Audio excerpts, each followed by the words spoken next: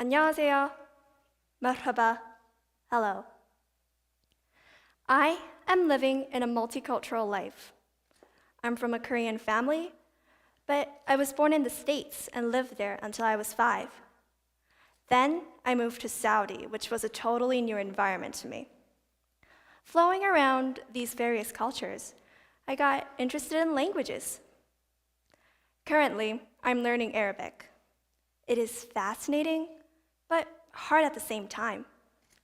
Arabic is nothing like the languages I've been speaking with. But I found out that my struggle is not only because of the difference between them. It's also because I want to speak it fluently. In summary, I want to be fantastic, though I have no idea of it.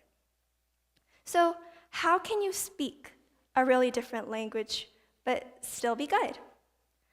Thinking of my own experience, I found 3 steps. But before I dig into the steps, I want to ask you a question. Learning a foreign language is hard, right? But why is that? Yes, it could be because of the different sounds, different letters, and different grammar structure. But is that all? In my opinion, the biggest reason is because people are afraid to be wrong. And that is the first step. Not to be afraid of failure. Be wrong. Make mistakes. Fail. You should not be ashamed of those.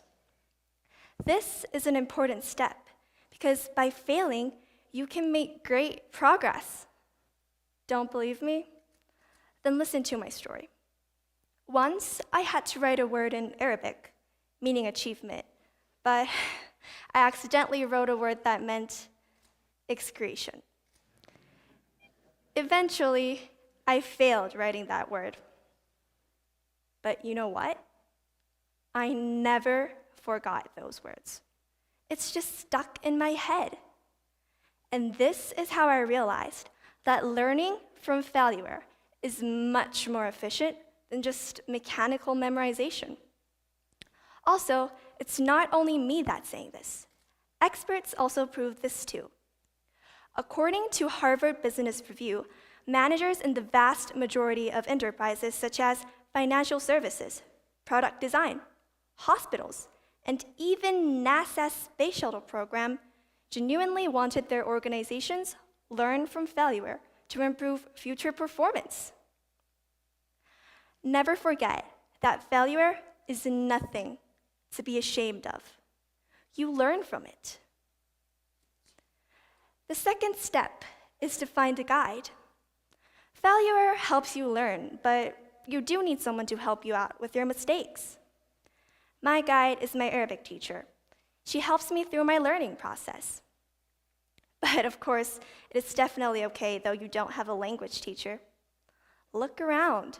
People would love to teach you their native language. For example, like me. If any of you want to learn Korean, I would be more than glad to help you. To people, the fact itself that a foreigner is trying to learn their language makes them delighted. So look around and find a guide. Finally, the last step is to be passionate. Passion is powerful. Sometimes you might get down when you find something challenging. For example, I found it really tough to learn the 2 forms of words in Arabic, feminine and masculine. It was also hard to understand why they divided word into 2 groups. Why couldn't they just keep it the same for everyone, like other languages? But as I got to know Arabic better, some part of it just helped me understand. To me, Arabic is like a bridge that connects me with a really different culture. And I guess that is why I'm passionate about it. Just remember, when you're full of passion, there is nothing that can stop you from meeting your goal. Learning a language is difficult, but when you're not afraid to fail, find someone to help you out, and be passionate, you will be more than ready to learn or speak a foreign language. Shukran, thank you, 고맙습니다.